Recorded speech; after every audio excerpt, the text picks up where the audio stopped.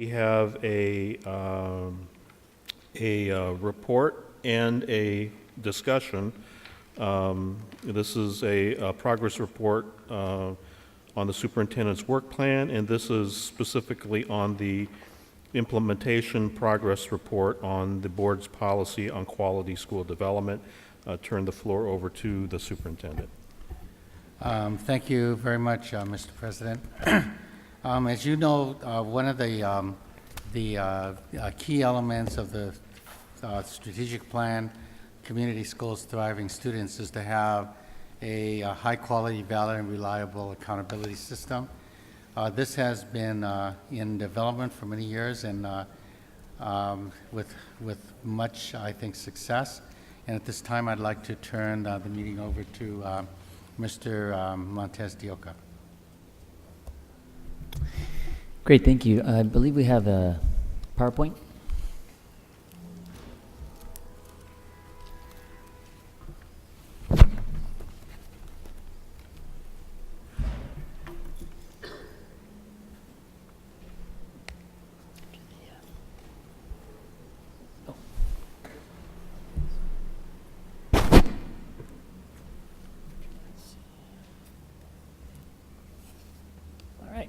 Excellent.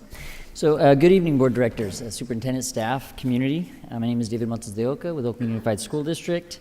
It's our pleasure this evening to provide to the board and to the community an update presentation on the policy that the board approved last April, which is the Quality School Development Policy.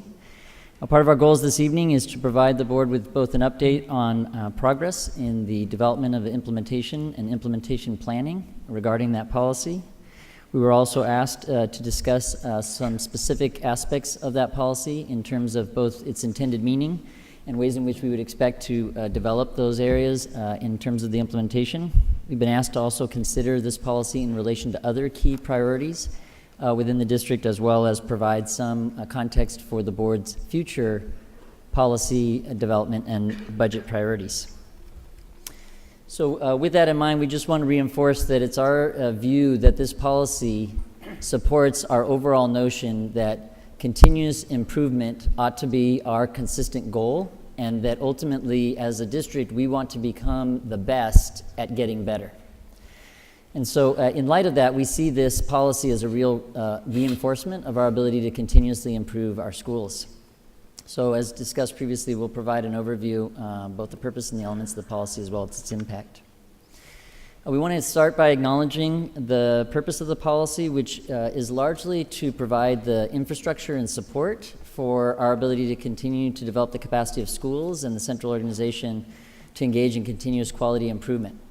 And most importantly, it provides us an opportunity to formalize key developments since the approval of the strategic plan that we've been engaged with as a district in order to support quality school development in our city. And so specifically, it integrates key aspects of what we've been in development to date, which includes our school quality standards, which was approved by the board in its strategic plan, the balanced scorecards that have been in development both for the district as a whole and for individual schools, our school quality review process, both the reports that are generated as well as the support that's subsequently provided, our community school strategic site planning, which is the redesigned site plans all schools create.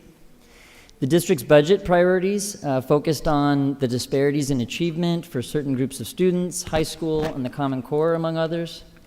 Our partnerships across diverse providers to help build vehicles for how we can leverage other entities to both assist in our school improvement efforts, as well as to more proactively provide program options our city needs.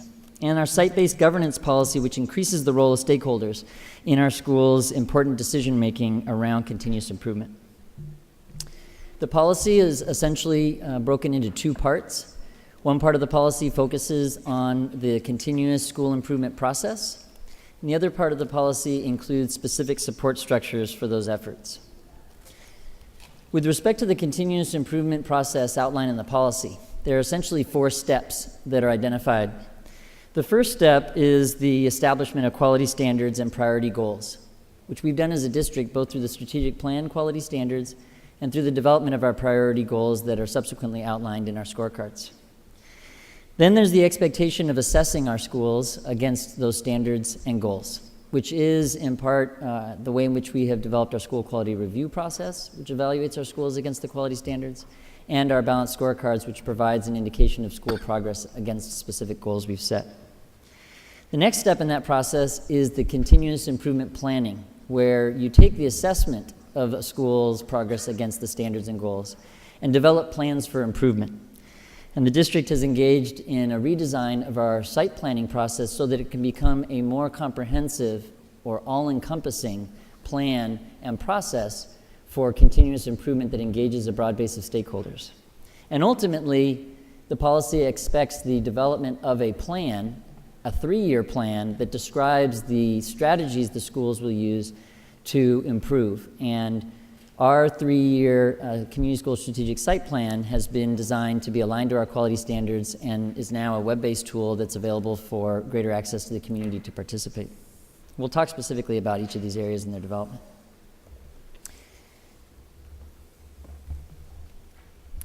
Specific to the first element of standards and goals, we provide in each of the subsequent slides some information about the developments to date since the approval of this policy back in April. We have engaged in the scorecarding efforts that the board has had an opportunity to participate in our recent presentation of the district scorecard, as well as scorecarding that identifies the progress of individual schools. We have recently translated these scorecards into the various languages that are representative of the families that we serve and are developing plans for both communication and engagement around those scorecards in the school communities. We've initiated the development of rubrics specific to the standards that we've approved around central office quality. So this year we will be developing those rubrics in support of our initiation of central quality reviews of specific departments. And additionally, we've begun a process over the last several months of developing presentations for these both scorecards and school quality standards so that we can initiate broader engagement with stakeholders and school communities around their use. With respect to the element of assessment of the standards, we've engaged in a variety of things to help broaden the impact of the school quality review process that we've been engaged in for the last 2 years. We're aligning the data profiles in those school quality reviews to be aligned to the balanced scorecard indicators. We've expanded the role of the school quality review lead evaluators so that they continue to work with the SQR schools in the fall of the subsequent year to help provide guidance in their improvement planning. So we've initiated that this year for schools that went through the school quality review last year. So last year's schools now have the additional support of the lead evaluators that they engaged with last year in their school improvement planning this fall. We also have additional support being provided by our recently hired directors of instruction for additional guidance and support around school quality improvement. We have also incorporated specific goals into the SQR plan to make it more obvious in their site plans. So the school site plans will now this year, which you'll receive for approval at the end of this year, identify what goals has the school set as a result of the school quality review that they underwent.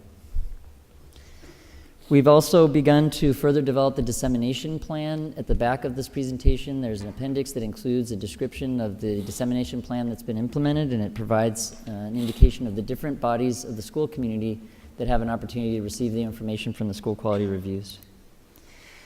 We've also continued to engage school quality review teams. For example, specifically this year, we'll continue to engage the school quality review teams at the district's board priority high schools. So, for example, Castlemont and Fremont had school quality review teams constituted this fall, and they'll remain participants in the continued process of supporting the school to take up the results of the school quality review process at those sites. And we're beginning to continue our efforts to further disseminate the results. So we have posted last year's school quality reviews both in summary formats as well as in comprehensive formats on our district office website, and we'll be linking that and posting that with our district overall website, and all of the school quality review reports are attached to each school's site plans. With respect to the element of the continuous improvement planning process, we provide some information as to the updates that we've been engaging in around supporting the continuous improvement planning process. This includes what was previously mentioned as the expanded roles of the lead evaluators to support that planning process. It also includes that we've developed a more formalized leadership structure in our district around overseeing the site planning process. Previously, that's been oftentimes a compliance-oriented task, yet we know that the legislature's intent was largely to engage a broad base of stakeholders in making important decisions. So we've now developed a more clear structure of the district facilitator for that process, cross-departmental leaders that are a part of an executive leadership team, and specifically identified staff in the district who are part of an implementation team to help support the various efforts to build capacity in schools to develop a collaborative planning process. We have focused our capacity building in specific areas, and additionally outlined in the appendix of this presentation, there is examples of what the focus is: developing capacity around setting goals, developing capacity around developing theories of action, which is specifically a school identifying what its philosophy is about how it will achieve its goals. We've seen that high-quality schools frequently have that clearly articulated not only in their plans, but across their school communities. And to develop the skills to engage in cycles of inquiry, so that looking at data, developing strategies, implementing high-quality action plans, and then reflecting on those results to further improve those plans is a capacity that we want all stakeholders to build over time. And we've got key staff engaged in the site-based governance task force that you have charged with developing administrative regulations for your site-based governance policy, so that that process is integrated into this quality school development policy. And of course, we continue to do our work with the districts involved in the core school quality improvement system, so that we integrate this into the forthcoming system of evaluating school quality and holding schools in our organization accountable for those quality schools. In this section around continuous improvement planning, we provide a brief summary of some of the preliminary goals that we have around providing tiered support for schools. So we recognize that, similar to providing support to students in schools, schools themselves need a tiered level of support. So there are specific supports around continuous improvement that we are and expect to continue to provide to all schools. And some of that is outlined here in the presentation. We additionally continue to expect to have a select set of schools that need additional support and resources and assistance and guidance to allow them to continue to build their capacity to improve. Ultimately, as is true with the support of many of our students in schools, there are instances where more significant intervention is necessary. And so we begin to articulate what we would look forward to developing as the types of what we would refer to as Tier 3 interventions for schools that need levels of support that go beyond what all schools receive and even what some schools receive. Specific to Tier 1 level support, we articulate here in the presentation some of the specific support that's provided to schools. This includes a focus on Common Core curriculum, for high schools, an emphasis on linked learning, a focus on the social and emotional learning needs of students, as well as the Transforming School Culture, what we our voluntary resolution plan. We provide support across the district to all schools through professional development, opportunities for schools to receive mentorship and support, and building capacity of stakeholders, as well as developing resources and tools. And details of that can additionally be articulated, but it exists in the mentoring programs we have with principals, the network meetings that we have for our schools and school leaders. We have a mini retreat that we'll be hosting for all schools that will include parents, teachers, site leadership, and partners around continuing to develop their capacity for continuous school improvement planning. This year, our core waiver school quality improvement system has identified schools that have been characterized as priority or focus schools, which specifically means that these are schools identified as in need of additional support. So we could characterize some of that support as our Tier 2 level support. And outlined here are some of the specific, both currently in implementation or in development aspects of that second level support. That second level support includes the identification of a lead facilitator that's providing support, coaching, and guidance for schools in their continuous improvement planning, which was mentioned earlier, can include the school quality lead evaluator. We have a pairing process. We will be pairing these schools with either other schools in our district or in districts across the core waiver districts where they'll be able to share practice. We have reading reward schools pairing, where we have identified schools with high quality reading cultures, as well as a demonstrated high performance in moving student literacy achievement, where we'll be pairing those schools with priority and focus schools. And the list continues on with a variety of other specific supports and resources targeted at schools identified for additional support. So this is an example of what we would characterize as Tier 2 support and intervention. In this next slide, we provide a brief overview of considerations being given to the types of Tier 3 intervention and support that is not yet in place, but under consideration and potentially future development. It first acknowledges that, as you would do with students in a school, you would first invest in your Tier 1 and Tier 2 interventions to provide not only the opportunity for improvements to occur with that level of support, but to provide a foundation so that even if Tier 3 intervention is inevitably necessary, it's building off of the existing work that you're doing to support the schools. We need to have clear criteria for identifying schools for Tier 3 intervention. We know that change is often difficult and requires the ability to believe that the objective way in which we identify schools for that change is measured by the metrics that we believe matter. So we would expect to include the kind of identification process that has school quality review results, the scorecard results, and other relevant data. Could be finance and or enrollment type data that could inform the identification of schools needing this level of support. And we're looking at the role of the core waivers designation of priority schools as a factor. Possible significant intervention strategies, which could come as a combination of any of the following, might include site-based school redesign processes, which is similar to those efforts that produce schools like Greenleaf Elementary, Acorn Elementary, Life Academy, Manzanita Seed, all schools who underwent a school redesign process and are producing high results for kids. A selected model school replication approach, which is not unlike the work that produced Oakland International High School, which is modeled after similar newcomer schools in New York and elsewhere. It might include a diverse provider partnership and school redesign, which is not unlike the work that produced Met West High School, which was the result of a partnership with a big picture company that developed Met schools in Rhode Island and are now in dozens of cities throughout the nation. And it may also include alternative governance, such as joint governance models to include MOUs with diverse providers, which is not unlike the work that produced Street Academy, which originated from an MOU between the district and the Urban League to operate a very unique alternative education model for students. Ultimately, what we want to be able to provide is opportunities to consider an array of strategies to support schools at every level. We include here some preliminary supporting conditions.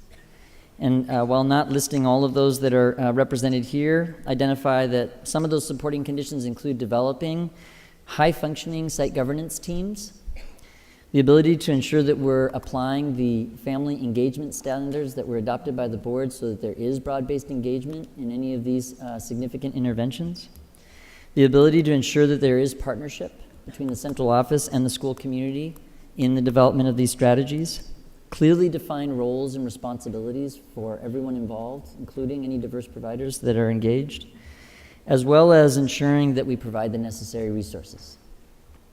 Resources for both the coaching, the support, the management, the communication, the engagement, the variety of things that are necessary when going through a serious and significant change process.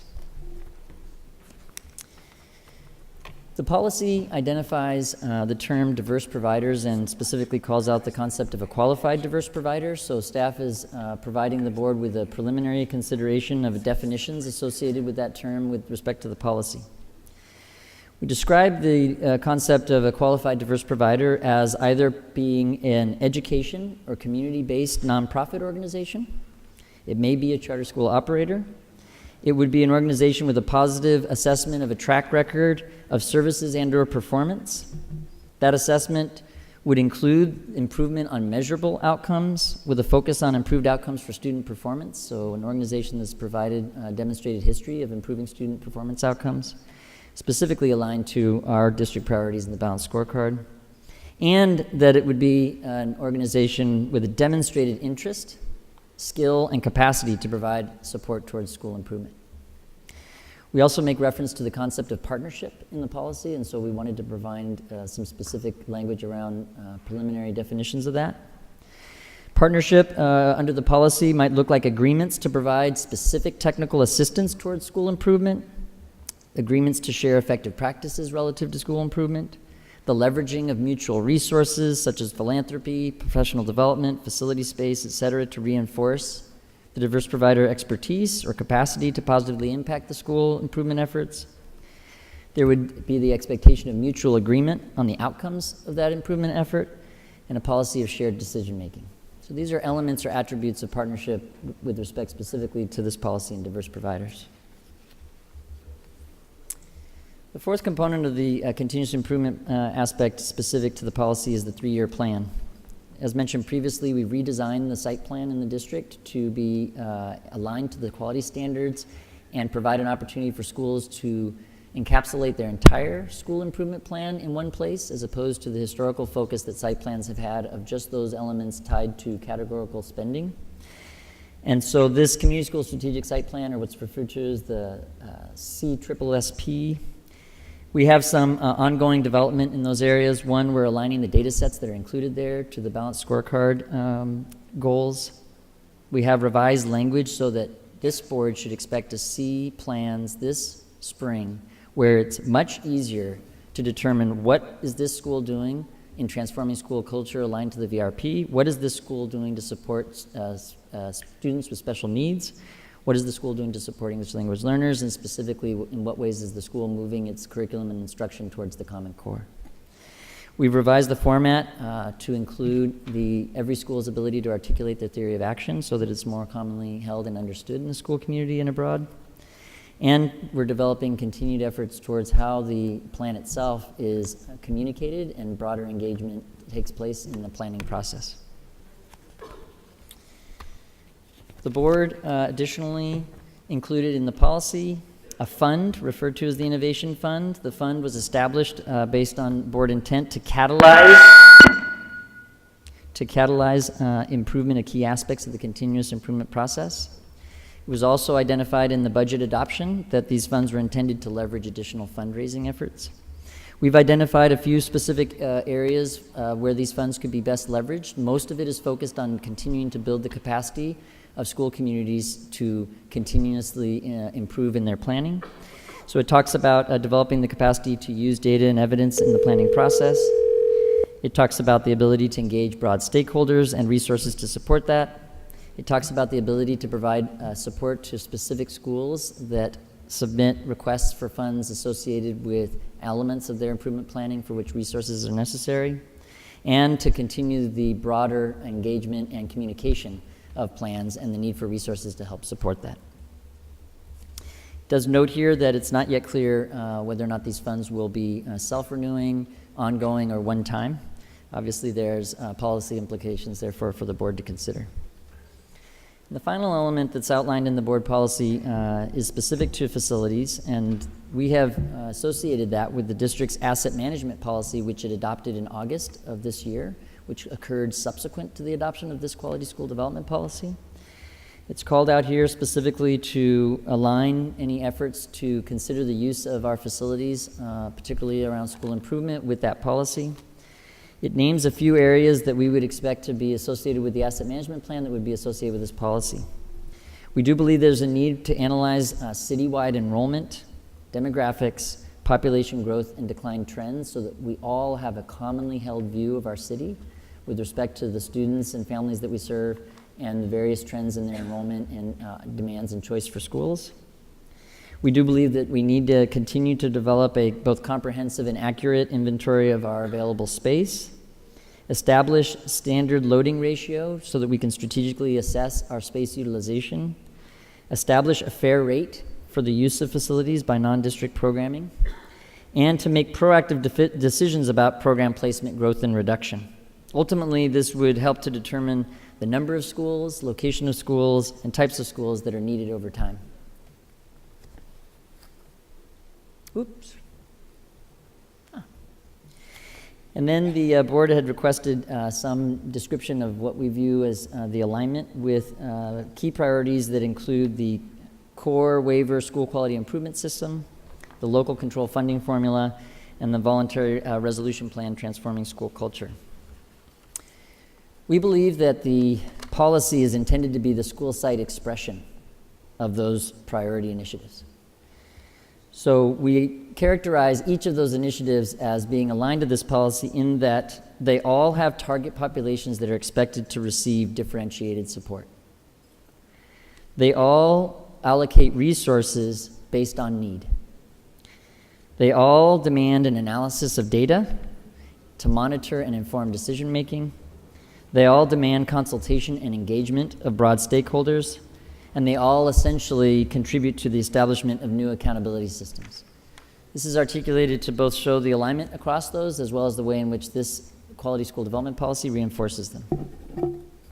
And lastly, with respect to policy and budget implications for our board, we provide a few specific recommendations of varying grain sizes to consider. One specifically is around a possible name change to this policy, to instead be referred to as the School Quality Development Policy, a slight change, but it just reinforces the other terms we use, such as School Quality Review, School Quality Improvement System, School Quality Improvement Index, etc. Additionally, the expectation that the board continue to develop policies that provide differentiated support, targeting specific student populations that are outside the sphere of success. We encourage the board to consider policy language and funding needs for interventions to address persistently low performance based on the balanced scorecard and SQR. This is relative to the Tier 3 interventions that were described earlier. So policy from the board as well as resourcing to those types of interventions is necessary. And to consider the budget implications for going beyond assessing school quality towards proactively developing quality programs such as pathways and academies, neighborhood and feeder patterns, grade configurations to expand quality seats, and model school program replication as a few examples. And with that, we provide for the board an opportunity to ask questions and engage in discussion. Thank you.